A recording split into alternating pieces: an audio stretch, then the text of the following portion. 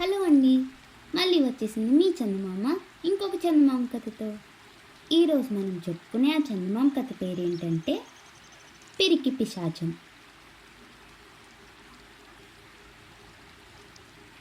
మునిపల్లిలో ఉండే నీలాంబరం దగ్గర 2 పాడి గేదెలు ఉండేవి. వాటి పాలమ్మి అతను గుట్టుగా కాపురం చేసుకొస్తున్నాడు.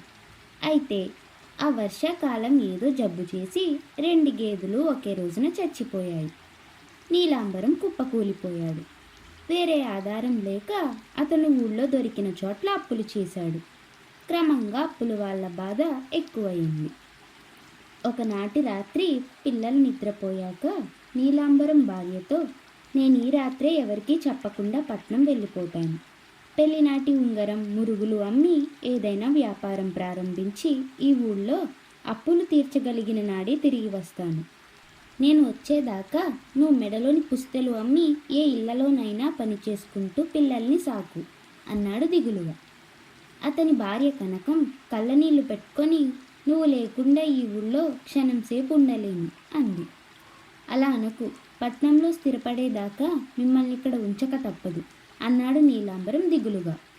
వ్యాపారంలో లాభాలు వచ్చి నువ్వు అక్కడ స్థిరపడగలవన్న నమ్మకం ఏమిటి?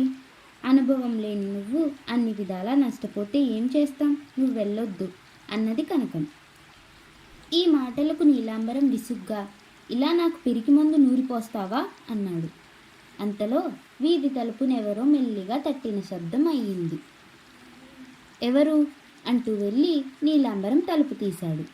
గుమ్మంలో చేతులు కట్టుకొని నిలబడి ఉన్న గూని పిశాచాన్ని చూస్తూనే నీలాంబరం నిలువెల్లా వణికిపోయాడు.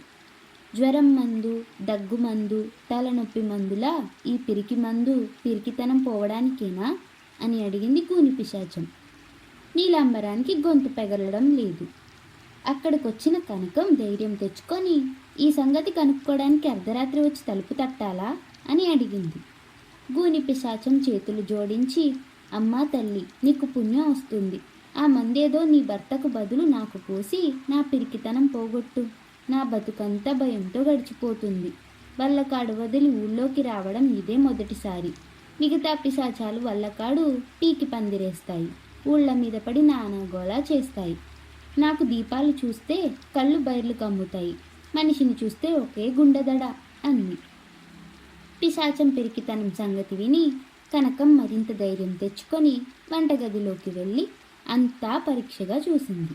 ఒకచోట ఆమెకు కొద్దిగా చింతపండు, వాము పొడి, ఉప్పు కనిపించాయి. ఆ 3 కలిపి నీళ్లు పోసి నూరి ఒక గరిటెలో వేసి తెచ్చి, ఇదిగో పిరికి మందు తాగు అంది పిశాచంతో. పిశాచం కళ్ళు మూసుకొని ఆ మందు ఒక గుక్కలో తాగేసి తర్వాత చీకట్లోకి చేయి చాపి ఒక మూట తెప్పించి కనకం చేతిలో పెట్టి, నీ వైద్యానికి ప్రతిఫలం అంది. కనకం గలగల్లాడుతున్న ఆ మూట బరువుని అంచనా వేస్తూ వెళ్ళిపోబోతున్న పిశాచంతో, ఆగాగు, ఈ మందు 3 రోజుల పాటు పుచ్చుకోవాల్సి ఉంటుంది, రేపు రావడం మర్చిపోయావు అంది. తర్వాత ఆమె దానికి పిరికితనం ఎంత హీనమైనదో, ధైర్యంతో ఎన్ని ఘనకార్యాలు చేయవచ్చునో నూరిపోసింది. పిశాచం మరుసటి రోజు వచ్చే విధంగా దానికి ఎందరో సాహసవీరుల కథలు చెప్పి ఉత్సాహపరిచింది. తెల్లవారవ్వస్తుండడంతో పిశాచం నల్ల పిల్లిగా మారి నక్కుతూ అల్లకాటికేసి పరుగు తీసింది. అది వెళ్ళిపోగానే భార్యాభర్తలు ఆత్రంగా మూట విప్పి చూశారు. కళ్ళు మిరుమిట్లు గోల్పుతూ బంగారు కాసులు. వాళ్ళు పరమానంద భరితులైపోయి ఆ మూటను అటక మీద దాచారు. మర్నాటి రాత్రి పిరికి పిశాచం వచ్చి కనకంతో, పిరికి మందు పోయి అంది. ఈరోజు దాని గూని కొంత తగ్గినట్టు కనిపించింది. కనకం ముందే సిద్ధం చేసి ఉంచిన మందు దాని చేత తాగించి ఆ రోజు కూడా ఎంతోమంది వీరుల కథలు చెప్పి పిశాచం చేత సంతోషంగా చప్పట్లు జరిపించింది. పిశాచం మరొక మూటను చీకట్లో నుంచి తెప్పించి కనకం చేతిలో పెట్టి గుడ్లగూబగా మారి వాళ్ళ కాటుకేసి ఎగిరిపోయింది. భార్యాభర్తలు ఆ మూటను కూడా అటక మీద దాచారు. నీలాంబరం భార్యతో, రేపు కూడా మరొక బంగారు కాసుల మూట సంపాదిస్తే ఊళ్ళో అప్పులన్నీ తీర్చేసి మనం హాయిగా పట్నం వెళ్ళొచ్చు. నీలాంటి తెలివిగల భార్య ఉండగా ఇక వ్యాపారంలో నష్టపోతామనే భయం లేదు అన్నాడు.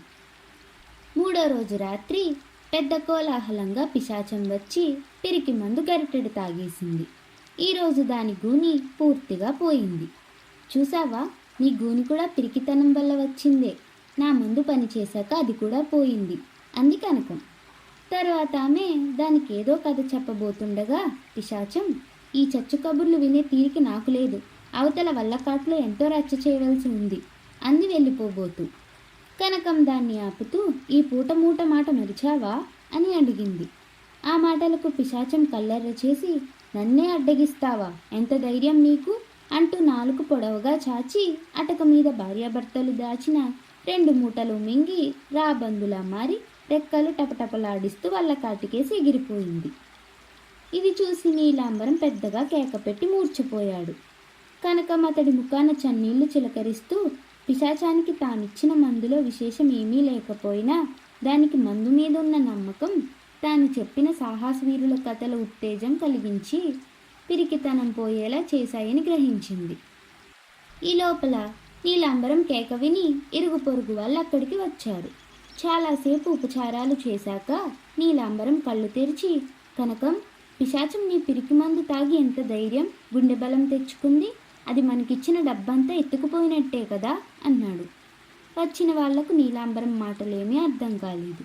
వాళ్ళు కనకం ద్వారా జరిగిందంతా విని ఆశ్చర్యపోయారు. పిరికి పిశాచానికి ఏదో మందు ఇచ్చి కనకం దాని పిరికితనం పోయేలా చేసిందని తెల్లవారేసరికి ఊళ్ళో అందరికీ తెలిసిపోయింది. మర్నాడు కనకం ఇంటి ముందు ముగ్గు పెడుతుండగా ఒక వృద్ధుడు తన మనవడిని వెంటబెట్టుకు వచ్చి, చూడు కనకం, నీ దగ్గర పిరికితనం పోగొట్టే మందేదో ఉందని తెలిసింది. వీడు నా మనవడు, ఒట్టి పిరికి వెధవ, వీడికి ఆ మందిచ్చి సాయపడు అంటూ కనకానికి 10 రూపాయలు ఇచ్చాడు. కనకానికి కొందరు మనుషుల్లో ఉండే పిరికి పిశాచాన్ని పారదోలే మందేదో అర్థమైంది. పిరికి వాళ్ళను ఉత్సాహపరచడం, వాళ్ళలో ఆత్మవిశ్వాసాన్ని పెంచడం, ఆ పైన నమ్మకం కలిగించడానికి తన వద్ద పిరికి మందు ఉండనే ఉన్నది. సంగతి తెలుసుకున్న నీలాంబరం భార్యతో, ఇదే బాగున్నది, ఇక నుంచి పిరికి వాళ్ళను ఉత్సాహపరిచే ప్రయత్నంలో నేను నీకు సహాయపడతాను. ఇక మిమ్మల్ని ఈ ఊళ్ళో విడిచి పట్నం వెళ్ళే ప్రసక్తే లేదు అన్నాడు చిన్నగా నవ్వుతూ. ఆ మాటలు కనకానికి ఎంతో ఆనందాన్ని కలిగించాయి. అలా కటకంచికి మనం ఇంటికి